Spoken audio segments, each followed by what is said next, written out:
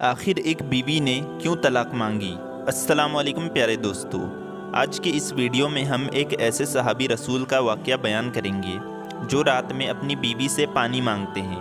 ان کی بیوی پانی لے کر آتی ہے تو ان کو نیند آ چکی ہوتی ہے، لیکن جب وہ جاگ کر کے دیکھتے ہیں تو ان کی آنکھیں کھلی کی کھلی رہ جاتی ہے، کیونکہ وہ دیکھتے ہیں کہ ان کی بیوی اب بھی ویسے ہی پانی لے کر کھڑی ہے۔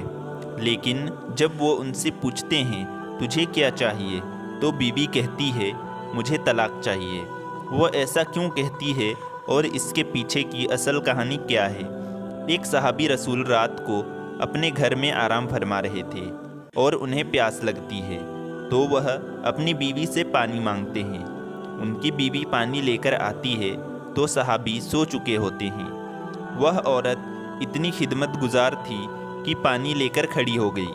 جب رات کا کافی حصہ گزر گیا تو صحابی کی آنکھ کھلی تو یہ دیکھ کر حیران رہ گئے کہ ان کی وفادار بیوی پانی لے کر کھڑی ہے۔ پوچھا تم کب سے کھڑی ہو؟ اس صحابی عورت نے جواب دیا کہ جب آپ نے پانی مانگا تھا میں پانی لے کر آئی تو آپ آرام فرما چکے تھے، اس لیے میں نے آپ کو جگا کر آپ کے آرام میں خلل ڈالنا مناسب نہ سمجھا اور سونا بھی گوارا نہ کیا، کیونکہ میں نے سوچا کہ ممکن ہے کہ پھر آپ کی آنکھ کھلے اور آپ کو پانی کی طلب ہو اور کوئی پانی دینے والا نہ ہو، کہیں خدمت گزاری اور وفاداری میں کوتاہی نہ ہو جائے، اس لیے میں ساری رات پانی لے کر کھڑی رہی۔ ذرا سوچئے، آج بھی کوئی ایسی وفادار عورت ملتی ہے؟ آج اگر خاوند پانی مانگے تو بیوی 100 باتیں سناتی ہے، لیکن ان عورتوں کی وفاداری بھی دیکھو۔ جب اس عورت نے یہ کہا کہ میں ساری رات کھڑی رہی تو اس صحابی کی حیرت کی انتہا نہ رہی۔ وہ فوراً اٹھ کر بیٹھ گئے اور بہت خوش ہوئے اور اپنی بیوی سے کہنے لگے تم نے خدمت کی انتہا کر دی ہے، اب میں تم سے اتنا خوش ہوں کہ آج تم مجھ سے جو مانگو گے میں دوں گا۔ صحابی نے کہا مجھے کسی چیز کی ضرورت نہیں ہے، بس تم راضی رہو اور خوش رہو۔ لیکن جب صحابی نے بار بار ضد کی تو عورت نے کہا اگر میرا مطالبہ پورا ہی کرنا چاہتے ہیں تو مہربانی کر کے مجھے طلاق دے دیجئے۔ جب اس نے یہ الفاظ کہے تو اس صحابی کے پاؤں کے نیچے سے جیسے زمین ہی نکل گئی ہو۔ وہ ہکا بکا اور حیران رہ کر اپنی بیوی کا منہ دیکھنے لگے کہ یہ کیا کہہ رہی ہے۔ اتنی خدمت گزار بیوی آج مجھ سے طلاق کا مطالبہ کر رہی ہے، کیونکہ میں یہ وعدہ کر چکا ہوں، اس لیے تیرا مطالبہ تو پورا ضرور کروں گا، لیکن پہلے چلتے ہیں رحمت عالم صلی اللہ تعالیٰ علیہ وسلم کی خدمت میں۔ آپ سے مشورہ کرنے کے بعد جو فیصلہ ہوگا اس پر عمل کروں گا۔ چنانچہ صبح صادق کا وقت ہو چکا تھا۔ یہ دونوں میاں بیوی اپنے گھر سے نکل کر رحمت عالم صلی اللہ تعالیٰ علیہ وسلم کے حجرہ کی طرف روانہ ہو گئے۔